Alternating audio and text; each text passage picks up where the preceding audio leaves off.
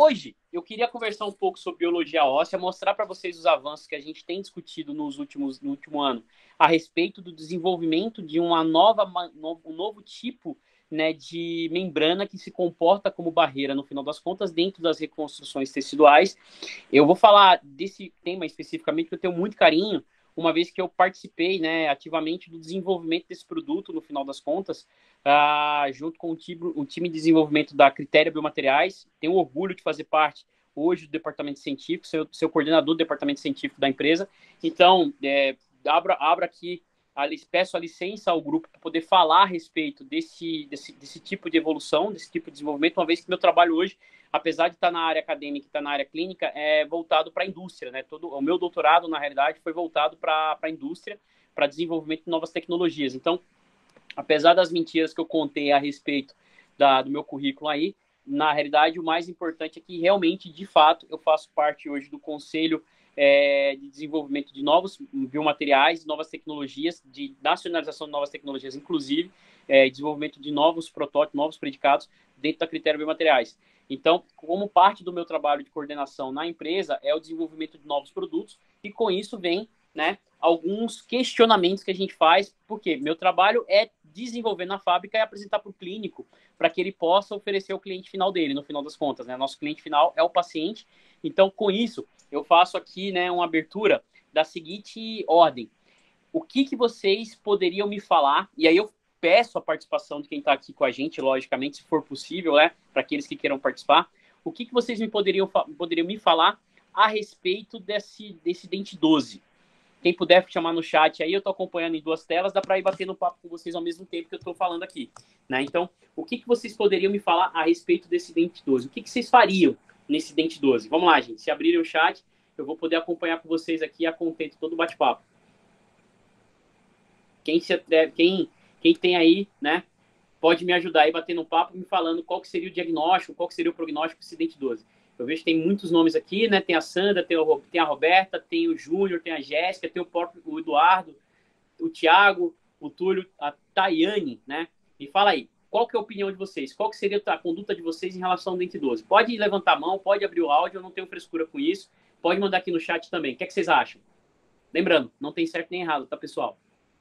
Precisa radiografar. Concordo, Roberta, mas vamos pensar que já radiografou, né? E que há um grande comprometimento nesse dente que, por sua vez, a gente precisa pensar no clínico agora. O que você faria clinicamente nesse dente? O que você acha que está acontecendo ali clinicamente? Me dá uma ideia.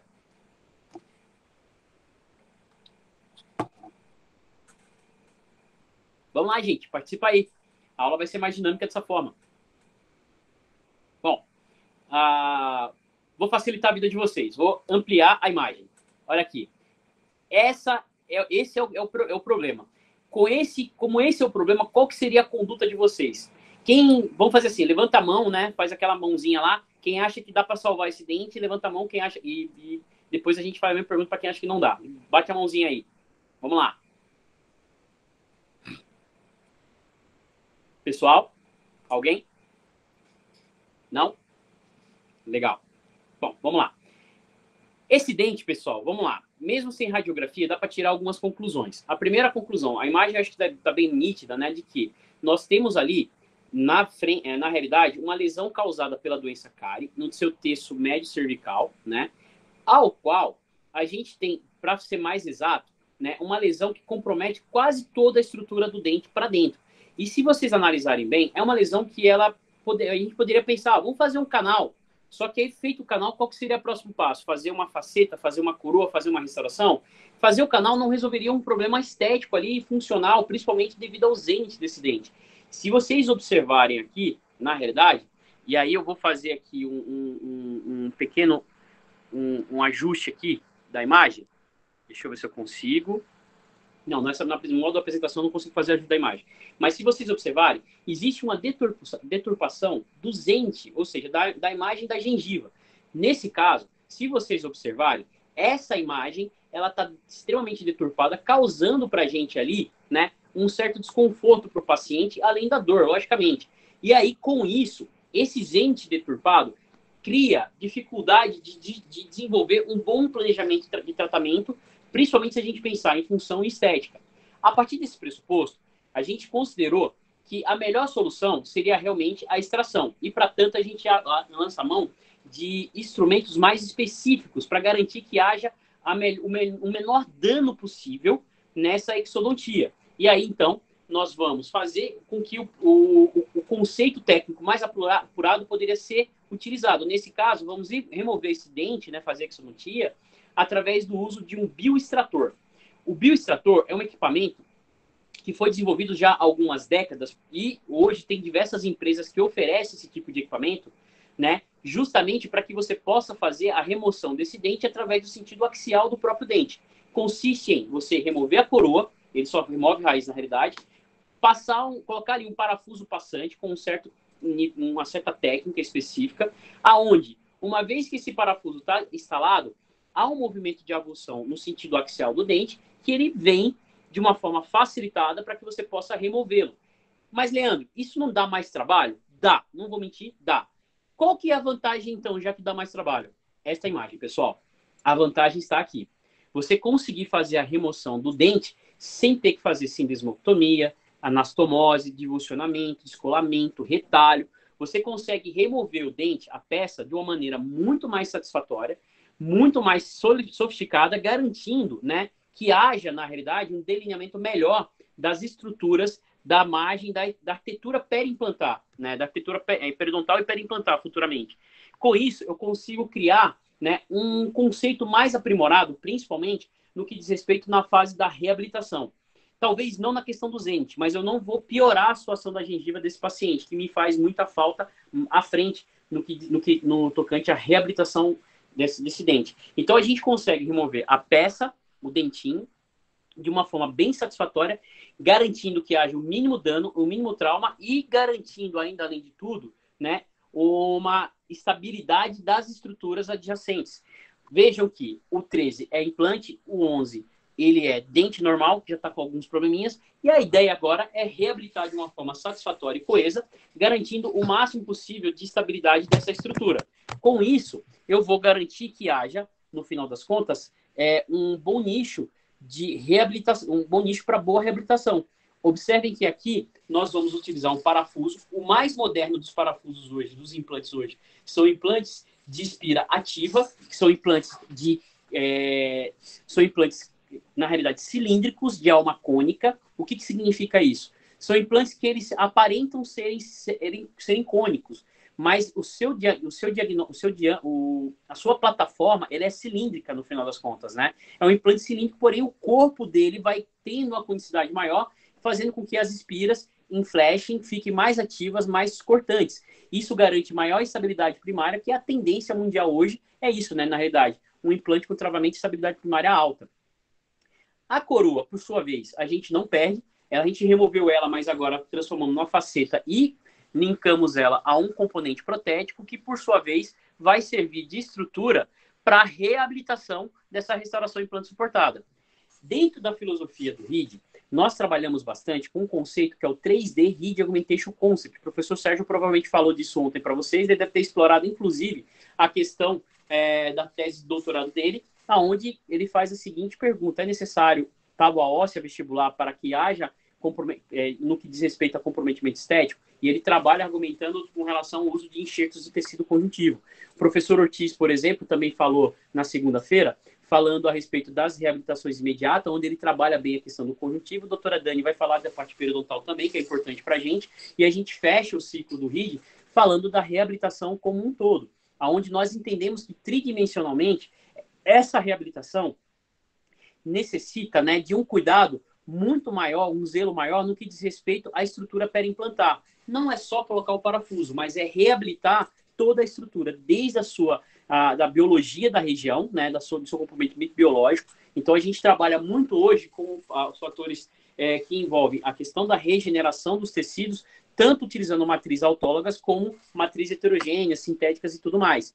Nesse caso, eu estou mostrando para vocês um fragmento de conjuntivo, onde nós vamos colocar para agressivar o fenótipo gengival naquela região que está bem deturpado.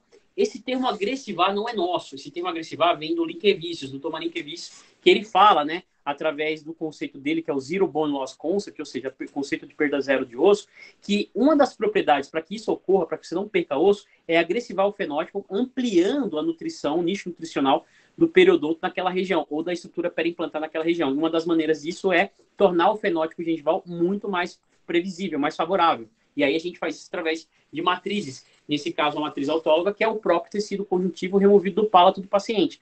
Hoje, nós temos outras matrizes que são comercializadas como matrizes 3D de colagem. Existem pelo menos 3 tipos de produtos como esse no mundo hoje, vendido, comercializado no Brasil, que a gente pode usar também. De qualquer forma, a ideia aqui é tornar o fenótipo mais favorável, mais espesso, para que haja um selamento biológico mais favorável daquela estrutura, para que então a gente possa trabalhar mais tarde o reposicionamento dessa gengiva de uma maneira que fique mais satisfatória no arco do paciente. Aqui, se a gente observar, ela já tem um triângulo ali, na realidade, da estrutura na peça 12 e 22, invertida. Então, manter naquela altura não traria nenhum prejuízo estético para a paciente, uma vez que ela já tem na peça 22 essa deturpação dos dentes, no final das contas. Então, a manutenção dessa estrutura vale a pena para que a gente mantenha o mesmo padrão de arquitetura do sorriso dela, no final das contas. Contudo, é possível observar que a gente tornou o fenótipo gengival aqui mais espesso. E isso é importante ser mantido, porque isso vai garantir maior nutrição, tanto para a área de enxertia, como também para o implante, como para a peça protética, e garantir longevidade do tratamento. A questão é que nem sempre a gente consegue ter isso utilizando as semiotécnicas mais convencionais. E a indústria vem trabalhando com materiais mais específicos, como, por exemplo, membranas, que se comportam com outras características, como, por exemplo, com barreiras. Só que as barreiras em si, a grande maioria, são de origem sintética. E essas barreiras sintéticas, muitas vezes, não são reabsorvíveis. Hoje, nós conseguimos, com a indústria, desenvolver materiais que podem se comportar de maneira reabsorvível, né, através de conceitos de engenharias mais específicos. Eu vi que o Dr. Ulisses entrou aí. Querido Ulisses, tudo bom, meu amigo? Prazer ter aqui você comigo, cara.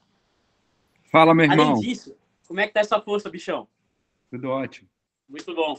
Contar umas mentiras aqui, Ulisses. Me corrija se eu estiver errado, cara. Trabalhar.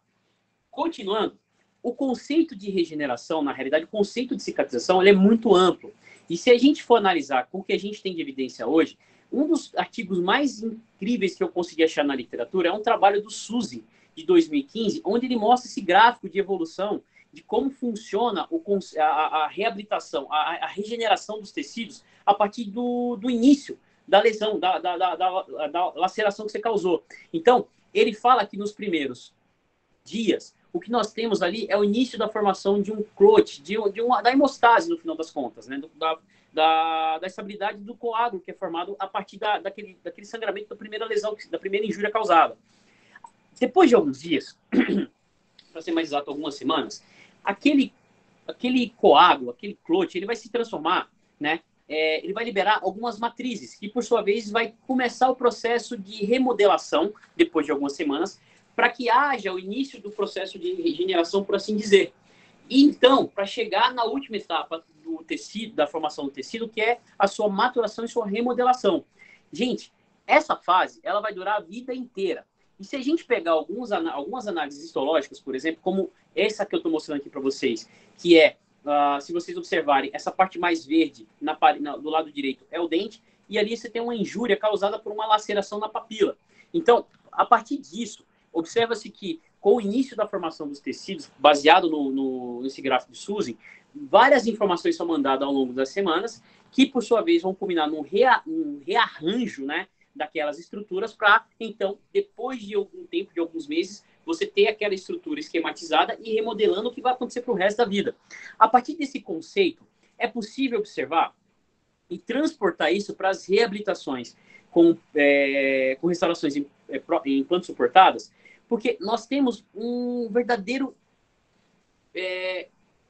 universo de informações que acontece a partir do momento que você tem a perda de um dente, no final das contas, né?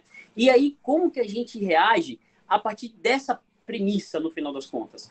O maior problema é que a gente precisa entender que, para que se tenha gengiva, nós temos que ter osso. Para que a gente possa colocar o implante, tem que ter osso. O senão na história é como formar, como manter esse osso frente a uma injúria. Então, existem diversas semiotécnicas que nós podemos abordar para que a gente possa reconstruir ou pelo menos preservar aquela estrutura perdida, já perdida de alguma maneira. Né? Nessa análise tomográfica é possível observar, inclusive, que vamos ser mais específicos, né? Uma vez que a gente perde o dente, o nosso organismo, de forma bem sábia, ele não tem por que gastar energia com aquilo que não há necessidade. Então, não tem por que manter o processo alveolar intacto.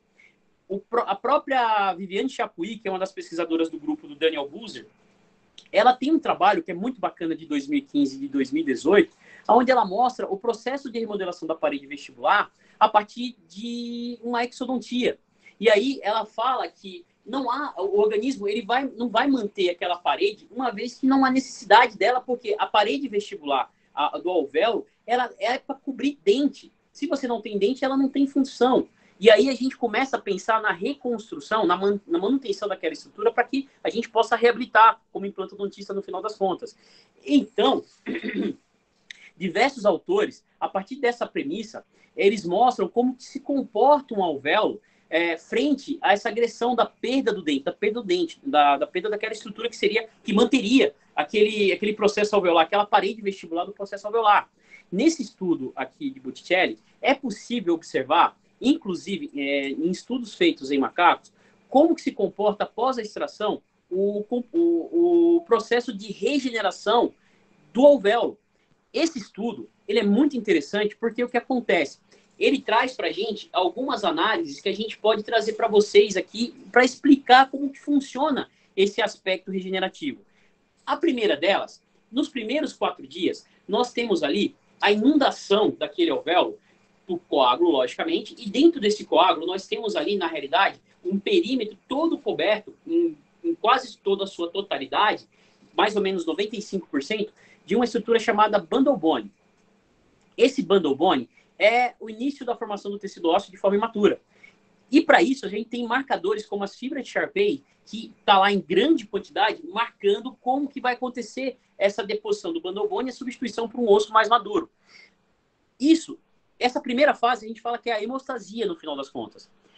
Num segundo momento, nós temos ali uma outra fase, que já é depois de algumas semanas, que por sua vez, nós não temos mais a presença do coágulo imaturo. Nós temos ali, na realidade, o início de uma matriz provisória, que por sua vez, nós temos então uma quantidade muito menor de fibra de Sharpey, que por sua vez vai direcionar uma quantidade menor também de bundle bone. A gente reduz ali de 95% para casa dos 80% nos primeiros 10 dias. Essa fase, nós falamos que é a fase proliferativa.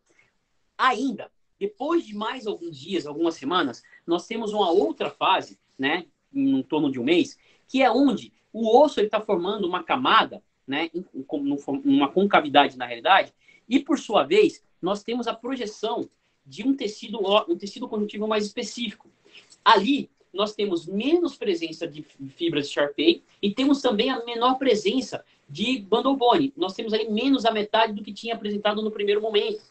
Para que então a gente possa ter a formação do osso através da aposição. Essa fase, ela vai se manter durante um período de tempo, e aí, nos primeiros 3 meses, a gente já quase não observa mais as fibras de Sharpey e a quantidade de bundle bone, que é essa matriz matriz imatura, ela reduz drasticamente. A gente tem ali menos de 10% da quantidade original. Por sua vez, a gente tem ali o início da formação de um osso já imaturo, de uma estrutura que a gente conhece como osso mesmo, mas de forma imatura. E começa, então, o processo de maturação desse tecido já nos primeiros 180 dias. Esse processo, por sua vez, ele vai durar um bom período de tempo e a gente vai ter cada vez uma menor quantidade desse bundle bone. Na realidade, quase não há presença mais dessas fibras de Sharpey na formação, porque ali você já tem o processo de maturação do tecido, por assim dizer. Esse tecido, ele já está apto, por exemplo, para reabilitações mais complexas. Você começa ali a entrar na última fase da osteologia, que é a fase fascicular, onde o osso vai ser apresentado em camadas, para você ter ideia, depois de um ano, aproximadamente depois de um ano. Para se ter ideia disso, alguns autores, como Daniel Thoma, mostraram trabalhos para a gente muito interessantes, como esse, por exemplo, aonde ele fez estudo também em modelo animal, né? Onde ele colocou 4 cilindros de titânio. Esses cilindros foram inundados, um deles com coágulo, o outro com biomaterial de origem xenógena, um terceiro com biomaterial de origem sintética, e um outro foi inundado com biomaterial xenógeno e uma proteína de fator de crescimento. Durante 2 meses, ele acompanhou o desenvolvimento e fez uma nova análise desse tecido, mostrando algumas características, onde ele viu que o coágulo formou um tecido de melhor qualidade, melhor densidade, porém com uma certa dificuldade no volume de tecido formado, no final das contas. A gente não tinha controles no tecido formado. Já o biomaterial xenógeno e sintético mostraram uma quantidade maior de tecido ósseo, porém com uma qualidade muito inferior ao coágulo, e, por sua vez, apresentou no 4º cilindro, que era o xenógeno, com um material que é uma proteína de fator de crescimento, uma melhor qualidade do tecido comparado aos 2 testes, que era o xenógeno e o sintético, muito próximo do que seria o tecido autógeno. Opa, a gente entrou uma ligação aqui, peço desculpas, vou voltar ao compartilhamento da tela. Que, por sua vez, pessoal, traz algumas informações muito interessantes se a gente comparar com trabalhos como, por exemplo, do Linde e do Araújo. A história do Linde e do Araújo é muito interessante porque o Linde tinha uma dúvida, os trabalhos eles devem ser datados no final das contas, né? O Linde sugeriu uma dúvida para o Maurício Araújo. Falou, cara, eu sei que você trabalha você é periodontista e tudo mais, mas e se a gente começar a estudar alvéolo? Como que se comporta o alvéolo? E vamos tentar entender como que é esse comportamento do alvéolo no processo de regeneração. Araújo foi lá então e começou a trabalhar justamente com biomodelos animais, mostrando o comportamento através de análises histológicas, histomorfométricas, e como que seria a evolução de regeneração de um alvéolo no final das contas, por assim dizer. E o que foi interessante é que ele conseguiu observar esse processo de regeneração de uma maneira muito satisfatória a partir do momento que você tira o dente e você preserva aquele tecido de alguma maneira, deixando um coágulo, por exemplo. Isso era uma maneira de fazer com que houvesse uma manutenção o máximo possível da presença do tecido osso em volume, só que a gente começou a observar na academia que não era suficiente muitas vezes para que a gente pudesse fazer reabilitação com os implantes, uma vez que na década de 90 a gente estava no auge do início do entendimento dos implantes. Naquela época, para vocês terem ideia, pessoal, enxerto não era algo comum, né? A gente estava ali num boom de evolução da implantodontia, já tinha começado em 91 alguma coisa aqui no Brasil, desde 89, mas em 91 tinha começado alguma coisa aqui no Brasil, e enxertia ainda não era algo factível naquele momento. Com o passar dos anos, a gente começou a entender que esse tipo de deturpação do volume do tecido causado por um simples aspecto biológico inerente era ruim para nossas reabilitações, e, por sua vez, trazia para a gente algumas considerações que a gente precisava entender. Mais de 50% do volume de tecido ósseo era perdido nesse processo de reabilitação em menos de um ano. Isso trazia para a gente dificuldades no que diz respeito, ao que tange a reabilitação desses pacientes.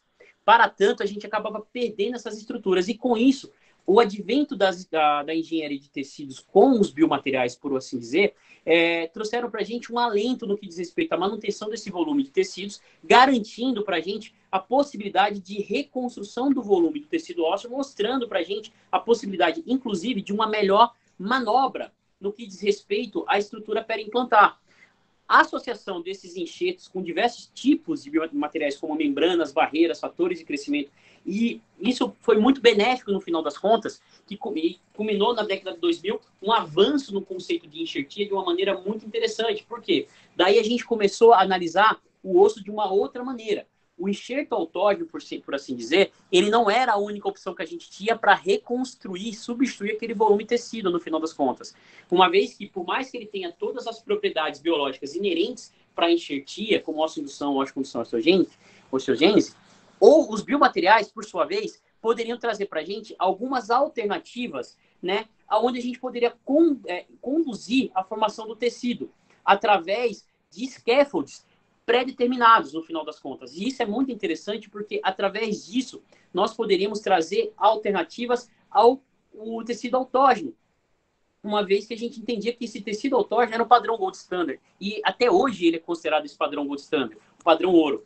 né, para que a gente possa fazer nossas reabilitações. Então, diversos aspectos do tecido autógeno são muito importantes para as reabilitações, e hoje a gente trabalha com muita parcimônia, uma vez que existem dificuldades, existem na realidade, na utilização do tecido autógeno, algumas não contraindicações, mas alguns problemas, como por exemplo, o maior deles é morbidade, uma vez que é necessário você tirar do paciente, fazer uma cirurgia para recolher esse tecido e utilizar esse tecido numa segunda cirurgia onde você vai reabilitar.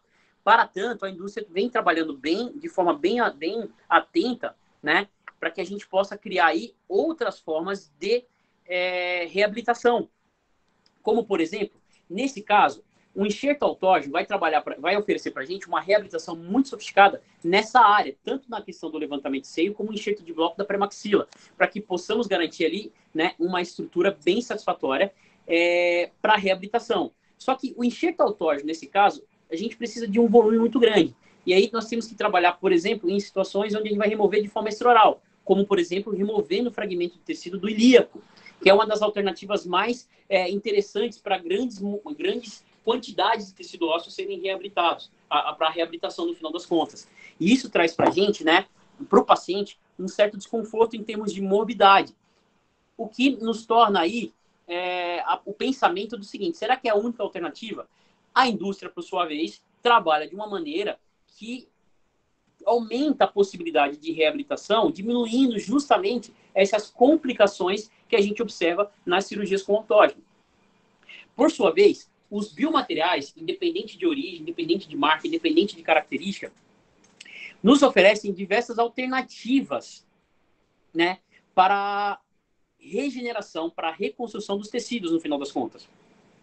Então, dentre diversas alternativas que a gente tem, como tecidos autógenos, xenóides, homólogos, aloplásticos, nós podemos trabalhar com com um único conceito, no final das contas, que é o quê? De reabilitação, de uma reconstrução da matriz tecidual, no final das contas. Independente da característica e da origem do biomaterial, essa condição, ela permite uma regeneração, uma reconstrução daquele tecido. E isso vai trazer vantagem e desvantagem em diversos aspectos, principalmente quando a gente está falando em materiais sintéticos, no final das contas. Hoje, com o advento da tecnologia que a gente tem de engenharia de tecidos e o uso de biomateriais específicos, alternativas, como, por exemplo, o banco de osso, se torna talvez cada vez menos interessante devido às inúmeras dificuldades que a gente tem, como, por exemplo, questões ligadas à disponibilidade, talvez até mesmo a questão imunológica, que é um grande problema no final das contas.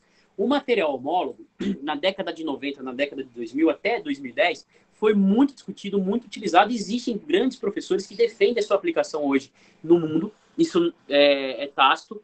Acredito eu que a melhor origem de biomaterial hoje no mundo é a de FDBA, que é um biomaterial humano, só que ele é processado na indústria. Então, ele traz a origem humana com características que só a indústria consegue oferecer em termos de processamento.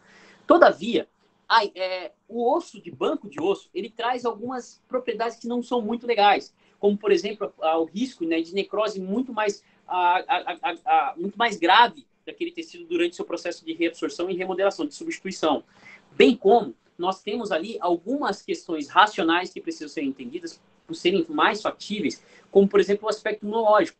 Alguns autores, por exemplo, ali de Campinas, né, o grupo do Marcelo Napimov, da São Leopoldo Mandic, mostrou para nós alguns anos atrás, em 2016, 2017, estudos que mostravam que esse osso homólogo sendo utilizado acendia, né, a luzinha de uma memória do nosso organismo através da sensibilização de um tipo de proteína específico, HLA, que por sua vez poderia trazer algumas complicações mais à frente no que diz respeito a novas alternativas de enxertia, por exemplo, de transplantes até mesmo. Isso nos traz alguns comparativos, alguns estudos, quando a gente compara entre o banco de osso e o autólogo, mostrando ainda que o autólogo é muito viável frente à questão do banco de osso. Contudo, a questão imunológica é o que mais nos traz um certo desconforto na aplicação desse tipo de biomaterial no final das contas, né? E isso traz para a gente uma certa dificuldade de entendimento no que diz respeito à utilização desse tipo de origem, do banco de osso no final das contas, uma vez que ele vai trazer diversas características que não são tão legais assim para a gente aplicar dentro das nossas reabilitações.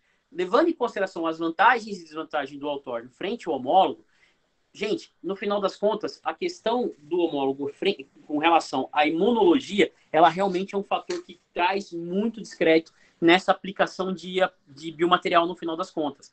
Porém, outras alternativas, como, por exemplo, o tecido heterogêneo, o xenógeno, traz vantagens frente à aplicação desses materiais, principalmente do homólogo, no tocante principalmente à questão de morbidade, uma vez que a gente tem vantagens de aplicação desses materiais em diversos aspectos, principalmente quando a gente está falando de diversas técnicas cirúrgicas, como, por exemplo, levantamento de seio, estamos falando ali de enxertos em bloco e tudo mais. Autores como Dieter e Bridge, em 2004, já mostraram para a gente que o levantamento de seio utilizando biomaterial de origem heterogênea traz características que não diferenciam estatisticamente em relação à utilização do osso autólogo. Pelo contrário, o osso autólogo, ele trazia para a gente algumas complicações. O próprio Husler, lá do grupo do Husler, em 97, já mostrava para a gente algumas questões que colocavam os enxertos xenógenos, os heterogêneos, à frente, né, em termos de vantagem, uma vez que não havia diferença estatística na aplicação das duas origens de material. Então, com isso, se o autógeno tem vantagem e o xenógeno também, vamos aplicar o xenógeno, porque isso diminui principalmente as características e morbidade da cirurgia. Diversos autores vêm trabalhando com esses aspectos, principalmente defendendo a aplicação do xenógeno em cirurgias, como bloco, preenchimento de gap, e também em questões como, por exemplo, do próprio levantamento de seio. Aí, nós precisamos entender que existem vantagens e necessidades de aplicação desse biomaterial em diversos aspectos. Por exemplo, no estudo de 2016, numa tese de doutorado que foi emitida, o autor ele propôs a utilização de enxerto xenógeno de origem nacional, como, por exemplo, a Critério, Laminar Boniporos, como vantajoso em aplicação direta para reconstrução e regeneração dentro de seio. Por exemplo, se comparado com outras marcas de fora do Brasil. Estatisticamente, a tese não mostrou nenhuma diferença. E essa, na realidade, foi inclusive uma outra pesquisa publicada em 2022 pelo nosso grupo, né? Um trabalho cabeçado pelo Sérgio, onde ele replicou a mesma proposta no estudo Split Mouth, mostrando a aplicação de um biomaterial xenógeno nacional e um biomaterial xenógeno de origem internacional. E viu que, estatisticamente, independente do biomaterial, da origem do biomaterial, não havia diferença na aplicação dentro do seio, por exemplo, né? Isso mostra para a gente que cirurgias que geram morbidade, uma vez que a gente tem essas alternativas que vão diminuir essa morbidade, são bem favoráveis e vantajosas no final das contas. Então, a aplicação dos biomateriais em técnicas cirúrgicas mais avançadas são bem vantajosas, independente da marca do biomaterial no final das contas, né? O que traz para a gente, estatisticamente falando, nenhuma desvantagem na aplicação de biomateriais tanto de dentro como de fora do Brasil. Independente da marca, o que importa é que a gente tenha biomateriais sendo aplicados de forma a reduzir a morbidade desses pacientes no tocante aí a questão das técnicas cirúrgicas mais avançadas. Isso mostra para a gente uma série de entendimentos, principalmente quando a gente está falando do processo de regeneração de defeitos mais graves. E aí começamos a entender que o biomaterial particulado, ele trabalha muito bem quando você entende um pouquinho mais da biologia e a aplicação dele junto aos leitos que você está reconstruindo. Por exemplo, hoje é quase inconcebível você fazer uma regeneração de tecidos, uma reconstrução de tecidos, colocando o biomaterial e fechando a gengiva por cima. Por quê? Você ali não está respeitando um conceito de exclusão dos tecidos, exclusão celular da gengiva em relação ao osso. Hoje nós trabalhamos muito com membranas e barreiras para que isso aconteça de uma forma mais avançada, de uma forma mais característica. E a partir disso, é possível ter um entendimento melhor, inclusive da qualidade do osso formado, né, através de estudos propostos, por exemplo, por Lang, por Araújo, por uma série de caras, por próprio Sharif, pelo Jamil aqui no Brasil e tudo mais. O interessante é que essas características são bem interessantes, mostram para a gente que os biomateriais, independente de origem e biológica, sintética, eles trazem vantagens frente à aplicação, por exemplo, do homólogo, e trazem algumas vantagens que, logicamente, têm que ser bem pesados em relação ao próprio osso autógeno. Por sua vez, os materiais sintéticos, eles vêm inundando o mercado de uma maneira muito favorável, porque as empresas trabalham principalmente no tocante à questão da contaminação, como, por exemplo, príons, contaminação priogênica, porque eles falam que aí existe ali ainda, né, um resquício desse príon, né, na matriz biológica animal, no final das contas. E aí eles usam esse mote para fazer alguns comparativos, principalmente quando a gente fala de cristalidade, que são aspectos físico-químicos dos biomateriais aplicados, e mostram para a gente uma vantagem no que diz respeito à manipulação, até mesmo na porosidade dos biomateriais que são utilizados, no final das contas. Para tanto, essas características mostram vantagens de aplicação frente às outras origens, mas não mostram estatisticamente nenhuma vantagem em termos de qualidade de regeneração no final das contas. Por sua vez, o que a gente tem observado é que o material sintético, ele tende, por questão do seu turnover ser um pouquinho mais lento, uma rápida absorção, porque isso não garantindo tanta estabilidade e aumentando, inclusive, a possibilidade, né, de uma formação de tecido fibroso naquela área a ser regenerada.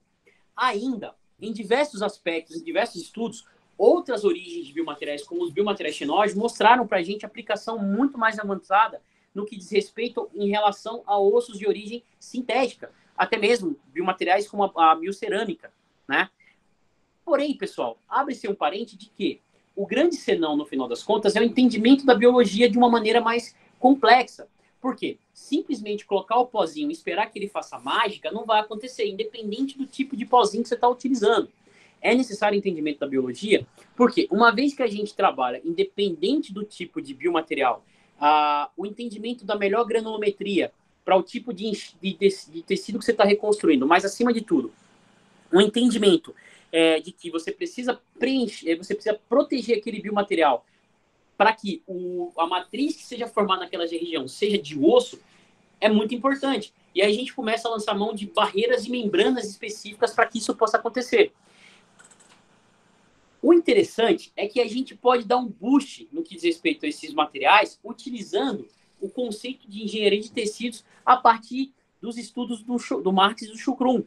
Por exemplo, com a aplicação direta dessas matrizes, dessas proteínas de fatores de crescimento, com o uso, por exemplo, de agregados plaquetários, que a gente pode direcionar de uma forma mais efetiva para a regeneração dos tecidos, a aplicação direta desses materiais no final das contas, né? E isso facilita e torna muito mais plausível, muito mais factível a aplicação nesses materiais, nesses biomateriais, de uma forma mais a garantir melhor eficiência de regeneração com o uso desse conceito de engenharia de tecidos. Mas, acima de tudo, o que a gente precisa entender é que os biomateriais eles vão formar a partir de conceitos específicos de matrizes do nosso organismo, da própria biologia do paciente. Então, essas matrizes que nós trabalhamos de uma forma mais característica, como, por exemplo, o PRF, através do conceito de engenharia de tecidos, ele pode nos mostrar uma vantagem em termos de, vamos colocar dessa forma, do tecido mole a ser reconstruído. E também, de alguma maneira, influencia na qualidade e eficiência do turnover na aplicação de enxertos, no final das contas. Mas, contudo, entretanto, todavia, precisamos ter entendimento de que o PRF ele funciona muito bem para tecido mole.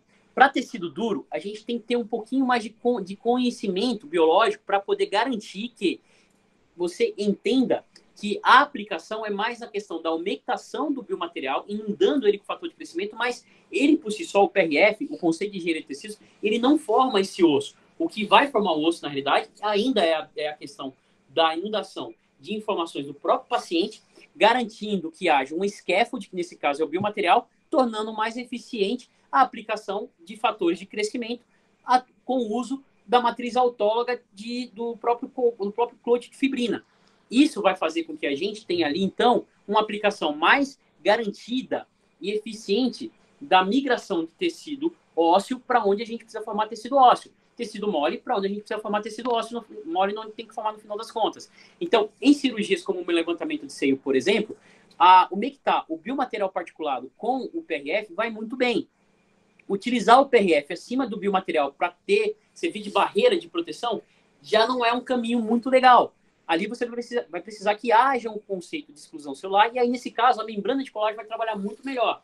Mas se você colocar a membrana de colagem por cima, a membrana de PRF, você vai ter ali uma aplicação muito, muito interessante de conceitos de regeneração do tecido gengival, que vai cobrir aquela região da janela de acesso do seio, vai ter a exclusão celular para que o osso dentro do seio forme de forma mais eficiente e vai garantir que haja divisão de todas as áreas com matrizes específicas para cada tipo de tecido, no final das contas.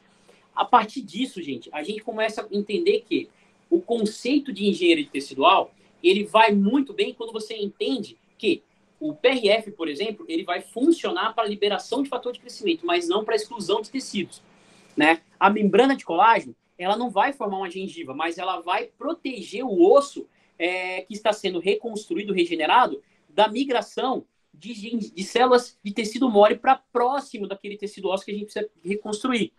Contudo, outras maneiras de regeneração são utilizadas principalmente quando a gente quer fazer grandes volumes de tecido para reconstrução. E aí a gente lança a mão de diversos aspectos, como, por exemplo, até mesmo de fatores de crescimento mais específicos, como o RHBMP2, que hoje no Brasil está em desuso por questão de alguns aspectos, como o fator teratogênico, que é o fator de migração de células tópicas de osso para onde não deve, no final das contas, né? Mas os fatores de crescimento ainda são um grande derivado que pode ser utilizado nesse conceito de biologia óssea, que a gente pode utilizar para tornar mais eficiente a reconstrução.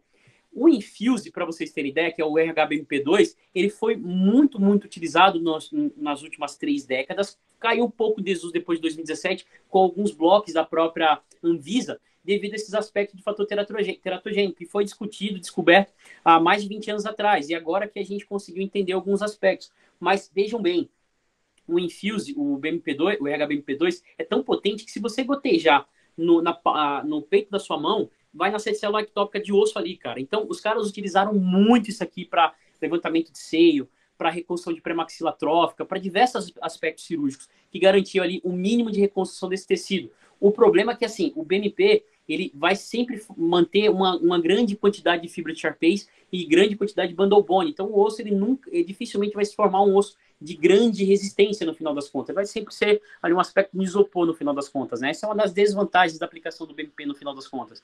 Mas a grande desvantagem realmente ainda é a questão do fator teratogênico, que é um fator muito perigoso que pode migrar, né, as células ectópicas para áreas que a gente não queira. Outro aspecto interessante também do uso do BMP especificamente é a questão de custo, né, cara? Em 2017, 2015, 2017, para vocês terem ideia, o dólar trabalhando ali com 2,90, 3,50, um frasquinho de 0,7 cc de BMP, para vocês terem ideia, custava algo em torno de R$7.000. Você conseguia reconstruir um alvéolo com 0,7 cc. Para fazer uma pré-maxila ou um seio, você tinha que usar um kit mini. Esse kit mini vinha 2 cc's de BMP, custava em torno de R$24.000, para vocês terem ideia, esse kit. Então, a reconstrução com o BMP sempre foi muito cara, né? Isso talvez trouxe alguns problemas no final das contas e é o grande senão no final das contas. É o que, de certa forma, rege a nossa conduta técnica hoje, de certa maneira, porque não adianta mostrar alternativas que ferem, no final das contas, né, o bolso do nosso paciente. Para tanto, a gente começou a pensar em alternativas mais elaboradas, com maior eficiência, inclusive em termos de custo, como, por exemplo, o uso dos biomateriais xenógenos, com algumas características mais específicas, por exemplo, lenta absorção, né, com o uso do próprio PRF, que é super barato, e até mesmo a aplicação de algumas membranas mais características. Hoje, uma das grandes técnicas cirúrgicas que a gente vem trabalhando, por exemplo, faz associação de 3 tipos de biomaterial, para vocês terem ideia, que é a Salsage Technique, onde a gente utiliza o osso autógeno associado ao osso xenógeno, associado a uma barreira. Ô, grande Felipe Bergamin, como é que você tá, cara? Prazer ter aqui você, irmão. Escutou as mentiras que eu tenho para contar aí, vai lá. Então, essa salsagem utiliza 3 tipos de materiais diferentes. Você usa o autógeno, o xenógeno e, inclusive, o próprio sintético. O sintético, nesse caso, é a barreira de politetrafluetileno. E a grande sacada dessa cirurgia é a utilização de filamentos de titânio nessa barreira de politetrafluetilênio. Uma das sacadas que a indústria nacional desenvolveu nos últimos anos foi a possibilidade de nacionalização dessa tecnologia, para vocês terem ideia. Então, hoje, a gente consegue fazer essa cirurgia utilizando biomaterial xenógeno de origem nacional, Nesse caso, por exemplo, dessa técnica que eu estou mostrando, a gente utilizou luminaporos, granulação large, da própria Critéria Biomateriais, e uma barreira de politetrafoetileno produzida também no Brasil, pela própria Critéria Biomateriais, que é a alumina PTFE Titânio, que é uma barreira de politetrafoetileno, né? Ela tem 3 camadas, titânio denso, teflon denso, titânio, teflon expandido. No final das contas, um biomaterial bem bacana, nacionalizado, com custo extremamente acessível frente ao que a gente tem no mercado. E ainda, com a possibilidade de grandes reconstruções, como, por exemplo, na área de mandíbula posterior atrófica. Esse caso é um caso conduzido pelo RID, onde a gente fez essa reconstrução, ganhando ali o máximo possível de volume para poder oferecer para o paciente uma reabilitação funcional e estética muito mais satisfatória. Vejam que a gente conseguiu sair de um volume catastrófico, muito baixo de tecido, colocando ali um pouquinho mais de conhecimento biológico, conseguimos chegar numa reabilitação muito mais satisfatória para até mesmo possibilitar a reabilitação individualizada de próteses para esse paciente, no final das contas, né? Com implantes, com coroas individualizadas, o que é interessante. Não é o grande foco desse caso, o grande foco, na realidade, é a possibilidade de garantir ali um volume adequado de osso para diminuir o máximo possível alguns riscos, como parestesia, e também melhoria da qualidade do fenótipo da gengiva, que isso é muito importante. Mas, acima de tudo, o que a gente consegue entender é que isso traz para a gente vantagens na aplicação desses materiais de uma maneira muito mais específica. Ainda, hoje, com o advento de tecnologias como membranas que se comportam como barreira, existe inclusive a vantagem de utilizar materiais que podem fazer essa salsage technique sem a necessidade de usar uma barreira que precisa ser removida, o que é muito legal. Isso diminui um pouco mais o aspecto de mobilidade do próprio paciente, no final das contas. Até porque alguns riscos que a gente tem em termos de biologia, eles não vêm necessariamente de aspectos extrínsecos, no final das contas. Vêm de aspectos intrínsecos para o paciente. Ou outros aspectos extrínsecos, por exemplo, são o uso de algumas medicações específicas que poderiam causar um maior risco no que diz respeito à reabilitação desse paciente na área da implantodontia. Como, por exemplo, o uso de alendronato, bifosfonato, na aplicação direta da ortopedia para reabilitação de paciente, para ajuda na questão da osteoporose para pacientes, que pode influenciar diretamente no nosso tratamento odontológico, na questão de reabilitação de maxilas e maxilares atróficos. Vejam que a associação dessas medicações, como o alendronato e bifosfonato, elas são extremamente prejudiciais para a nossa aplicação técnica nas reabilitações implantes suportadas, nas restaurações implantes suportadas, aumentando, inclusive, o risco em diversos aspectos, né? Por exemplo, a gente tem, né, estudos muito interessantes que mostram que há possibilidade de aumento de risco em até 0,7% para osteonecrose em casos de pacientes que fazem uso da medicação oral. Quando a gente fala de pacientes que usam injetável, o risco sobe para mais de 2%, pessoal. E aí a gente começa a criar um conflito muito grande no que diz respeito à utilização dessas medicações e aplicações diretas nas reabilitações implantes suportadas.